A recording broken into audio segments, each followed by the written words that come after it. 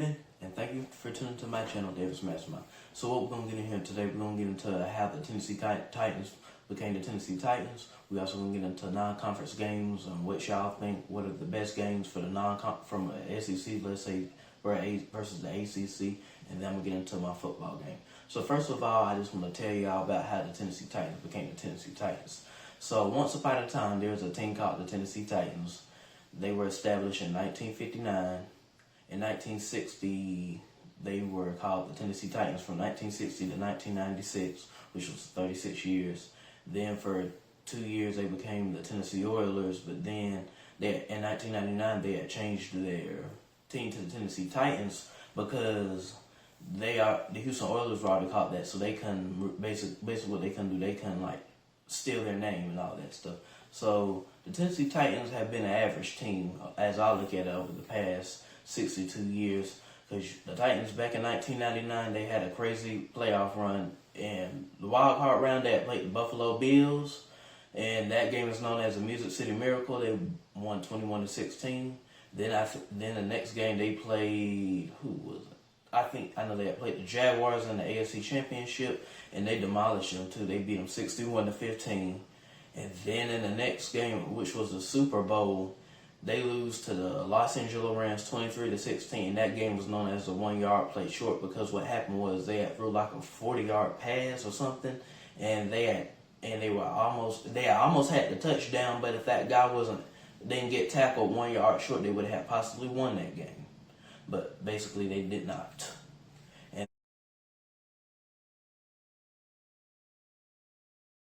then, the Titans have had a lot of famous running backs over the years. Like, y'all know who the famous Eddie George is. He played for Ohio State. He won the Heisman Trophy there. He was a part of the Super Bowl one in 1999. I'm sure y'all know all the famous quarterback Steve McNair. He was the MVP. Fortunately, unfortunately, his life was cut short. But that's a whole nother story for a whole nother time. And the Titans have had a few more famous running backs, like Chris Johnson. He had, I think in 2005, he was like the seventh running back to rush for over 2,000 yards. And now y'all know the famous Derrick Henry, who was just won AP Offensive Player of the Year. As y'all know, I got my Derrick Henry jersey right here. So he's doing really good. I think he's going to be turning to a star, and hopefully he wins him a Super Bowl, because the Titans are a Super Bowl contender. You get Julio now? Come on now. Yeah. And so next up, I want to get into non-conference versus non-conference games, and I want y'all to know, to tell me what y'all think that's going to be in the best game against another opponent. So for number 10, I got Ole Miss versus Liberty.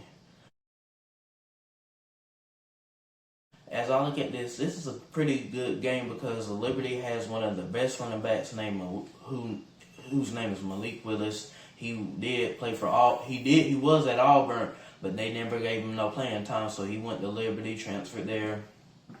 And obviously Liberty became a household name this year. Like, they beat Virginia Tech 38-35. That was like their first group of 5 win against a Power 5 team, I think. And they played NC State, and they had lost, of course, by 1 point, 14-15, which was so weird. But the ACC is a weird conference to be in, because the only good team you have is Clemson, really, and somebody else that might show up against Clemson one other time. But that's a whole nother story, like I said, for a whole nother time. So Liberty then came to play in the bowl game. They beat Coastal Carolina 37-34 in overtime, because Coastal Carolina was a pretty good team. Like, they had beat BYU 22-17, and what happened was BYU had threw a pass. Zach Wilson, he had threw a pass to one of his targets, and then they got stopped at the 2 yard line. So Coastal Carolina was a very interesting team to see this year. So yeah, and then Liberty, like I said, they have one of the best quarterbacks. And then I also want to get into Ole Miss. Ole Miss looks like they could be a contender, not for the playoff, but they look like they could be a contender in the FCC West. And as I look at that, I do see that happening, because when they played last year, they were one of the highest scoring teams. They were one of the highest scoring point per game teams in the nation. Like, their rushing attack was crazy. Matt Corral, he's an interesting quarterback, because he would have it where he would have a game where he would pass for like 5 touchdowns, Then he had a game where he would like throw 3 touchdowns and 6 interceptions, kind of like how Jameis Winston did when he was with the Buccaneers. So, but he had games like he was great, and then he had games where he was kind of a little bad. The running back Jermaine Ely, he was really good, and then I know a good bit of the right receivers left. But I think if Ole Miss plays how they played last year, and all they just need to do is get their defense better, I think Ole Miss will be a pretty good team, and so will Liberty, and they'll be teams to compete maybe for the CFP, even though I don't see that happening for Liberty or Ole Miss, but they can be a team to compete. And so number 9, Northern Iowa versus Iowa State. Y'all are probably wondering why I had this game on there, but the reason why I want to tell y'all why I had this game on there is because back in 2018, Iowa State and Northern Iowa played each other. The game, I think, was in 3 overtimes, and Iowa State had won 29-26. And Northern Iowa also had a fumble return for like 60 yards and all that stuff. So yeah, and I think with Northern Iowa that they had that loss coming to them in 2018, I think now they'll look at that game and they'll see what they need to do better, and that could possibly be a revenge game. And Iowa State could possibly get knocked out of the conversation of being in the CFP. So I could really see that happening. Northern Iowa beating Iowa State, but like I said, y'all probably why I had this game. That's why I had this game up there. So number 8, Iowa versus Iowa State. Now this, to me, I just want to tell y'all this. I don't know why they have Iowa and Iowa State as a not. They kind of put it as a non-conference game because Iowa's in the Big 10, Iowa State's in the Big 12, but I'm like, but it's a rivalry playing against a rivalry, so why are y'all not mixed? Why are y'all not like Auburn and Alabama, right, or something like that? And it's just weird just to see how these are 2 good teams and they're not in the same conference, and they could technically consider it a non-conference game, but then at the same time they consider it a rivalry too. But Iowa State has had a good bit of games when they played each other. Like I know in 2019, Iowa State had lost to Iowa 18-17 it was a muffled punt. So that looks like a pretty interesting game. So number 7, Notre Dame and Wisconsin. As I look at Notre Dame, I don't see them being a CFP contender because last year, they can't never beat the big teams. There's always something going on, so I don't really see Notre Dame being a contender. Wisconsin, I think they're still trying to find their rhythm and stuff and how to be a good team, so I don't really see them either going to the CFP either, but I see them being a pretty good matchup to determine maybe who's going to be the better team in that game. Because Notre Dame has a great running back in Kyron Williams. They had a great running attack last year. A lot of their wide receivers and left, and then their famous quarterback Ian Book had left. He was 30-5 as a starter, and Notre Dame was doing good to the point when they played Clemson and Alabama and completely got demolished against them by 41 points. They lost by a combined 41 points in 2 games. Because they had lost 34-10 against Clemson, and then they lost 14-31 against Alabama, so that was combined of 41 points. Yeah, I know the math, y'all. If y'all did not know that. So number 6, I want to get into Texas versus Louisiana. As I look at it, I don't really have high expectations for Texas. Not just that. They got a new coach. Their famous quarterback Sam Ehlinger left. We don't know how the wide receiver core is gonna be. The running game is not that tough. So Texas, I just don't have high expectations for them. I mostly have high expectations for Louisiana. And y'all probably wondering, why do I have high expectations for Louisiana? Well, I'm gonna tell you why I have high expectations for Louisiana. Louisiana beat Iowa State last year 31-14. And that was against a Big 12 team. That was against a pretty good Iowa State team who eventually went 9-3 and they had won the Fiesta Bowl, but it was a little weird how they were just ranked so high to be a 2-loss team. So you think they're gonna repeat that? I think Louisiana, if they could, I think Iowa State's gonna be a CFP contender now. But as I look at Texas, Louisiana, I know is going to be coming to play because they're going to be winning the spot for the CFP, and they got a good quarterback in Levi Lewis and all that stuff. So basically, I'm thinking like Texas, they need to be ready. They need to put on their shoulder pads and start hitting because that Louisiana team is wanting to go to the CFP. They ain't just going to sit there. Nah, that Louisiana team is ready. So you put all your sugar cookies on Louisiana. Yes. All right. What do you think that score is going to be or look like? If I was to look at it, I would see it being 31-24, something like that. Well, we'll check back. Yeah. So for number 5, this game I'm not really that high on for because I think Alabama's going to demolish them because they ain't good, because they weren't good like they back when they had Ray Lewis, Warren Sapp, Michael Irvin, and Reggie Payne or whatever, some kind of Reggie Smith, whatever his name was. I don't have I definitely don't have high expectations from Miami because Miami, when I tell you Miami is bad, Miami is bad. They talk about all that stuff about having that turnover chain and stuff. That turnover chain don't mean nothing no more. I'm gonna tell you that it don't mean nothing no more. Like I said, Miami has not been good since the 1980s, the 1990s, and somewhat of the early 2000s. Oh wow. That's how bad Miami's been, because I'm sure y'all know the famous game Catholics versus Convicts, Miami versus Notre Dame, 1988. That was probably one of the best games ever. And that was on one of his lists that he listed. I think it was last episode or the episode before that. Yeah, it was the top 34 college games. Well, there you go. So basically, Miami hasn't been good since then. They've been to the national championship.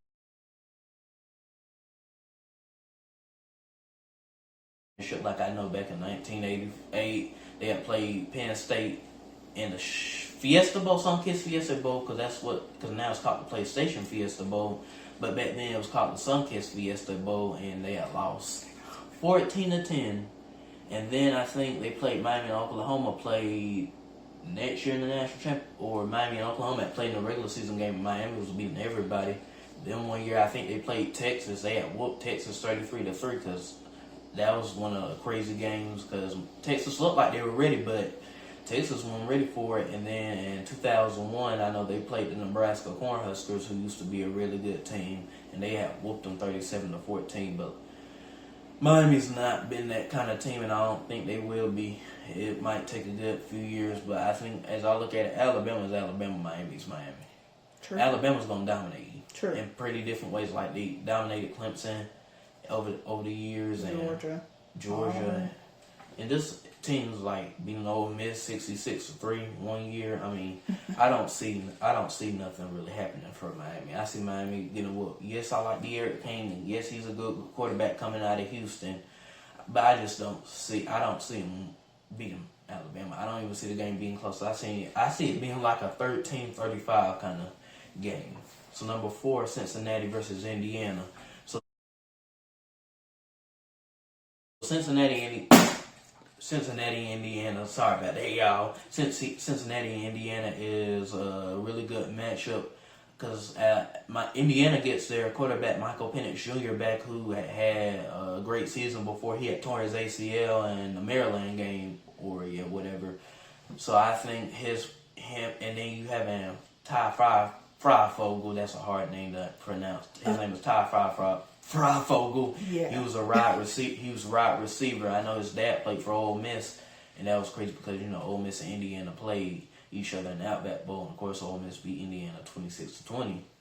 So I think Indiana's gonna be back and ready, and I think Cincinnati's definitely gonna be ready too. Like, don't sleep on Cincinnati. Like, y'all saw what they did when they had played Georgia. Y'all saw how tough that game was for Georgia. Everybody was expecting Georgia really to knock them out, but no, Cincinnati came to play. Now I'm telling you, Cincinnati's gonna be ready. They gonna look back at that and they gonna be like, ooh, I can't wait to come back and get Georgia so I can beat them. So number 3, Cincinnati versus Notre Dame.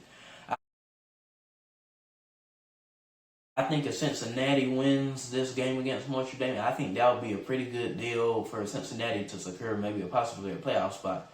Because we saw, like I said, y'all saw how they played against Georgia. They did really good, but I think with Cincinnati not only having not one good game this year, but 2 good games, plus UCF, their good rivalry because Dylan Gabriel's their quarterback, And now Gus Malzahn is the head coach and stuff. I think with Cincinnati beating Indiana, Notre Dame, UCF, somewhat Memphis and SMU, I think Cincinnati will be one of the teams to really watch out for. And they possibly could beat Clemson, these big teams, if they could, but I don't really see that happening. I don't see that either.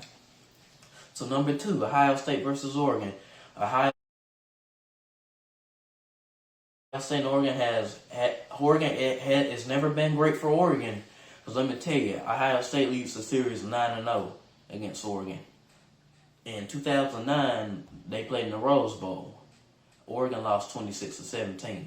Then 6 years later, when the CFP first started the playoff expansion, because before then they had the BCS and then the poll, and the BCS is the Bowl Championship Series, just in case if y'all didn't know that.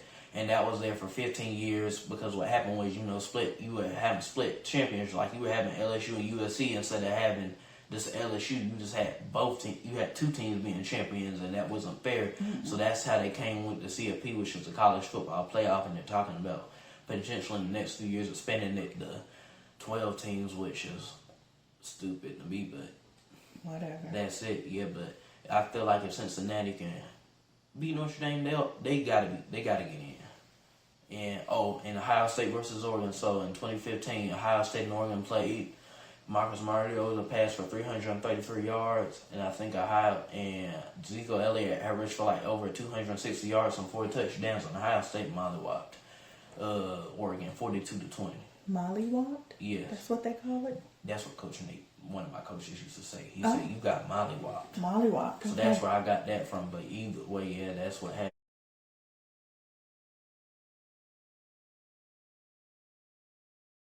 And they lost 42-20, which was really bad. But I think if Oregon can remember that and come out with some fight, they can possibly beat Ohio State. Now, I think that game is going to be pretty close. I don't really see that being like a one team. I can see that the game coming down to the wire and all that. So, but the games also at Ohio State too. So, and Ohio State has been a great team for the past, for really forever. But I think, Ohio State and Oregon's going to be a pretty interesting game. And number 1, I'm sure y'all know this game. I've been talking about it. Georgia versus Clemson. A lot of folks are expecting Clemson. I mean, they say that the ESPN index or BMI says that, or FBI, whatever you call it, FPI says it has a 69%. It's called the football power index. That they have a 69% chance to win. But a lot of folks are betting their money on Georgia, and a lot of folks are saying, well, Clemson with Trevor Lawrence left, Travis Etienne left. I think Amari Rodgers had left their leading right receiver. First of all, that don't mean nothing really to me, because if you look at Clemson, Deshaun Watson left. Then who came? Kelly Bryant, Trevor Lawrence. They had pretty good. Well, Kelly Bryant really wasn't that good, they said, but he had a pretty good career at Clemson. Then Trevor Lawrence leaves. Now you got that DJ Uiagalelei quarterback.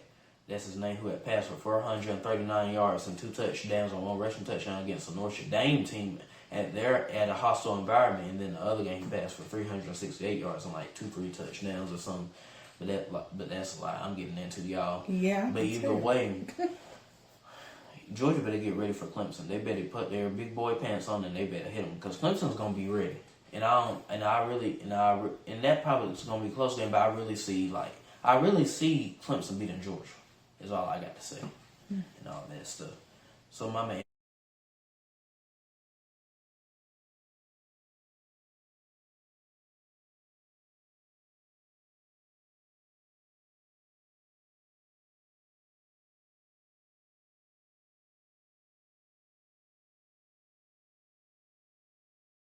And then last but not least, I know you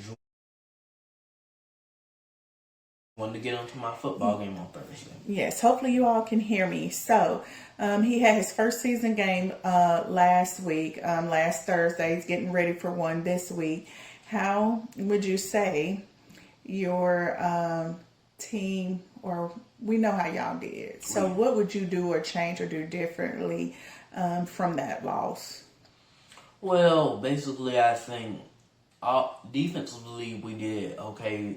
I mean, at first we didn't do, but offensively, I think I think we knew it, but then it's like when they would maybe give us a different look, we were like, well, wait, what did I do? What did I do here? And and I think it was just all the quarterback had to do was throw the ball where it scrambled, and we just weren't blocking good. And I think also we didn't get up to the second level at times.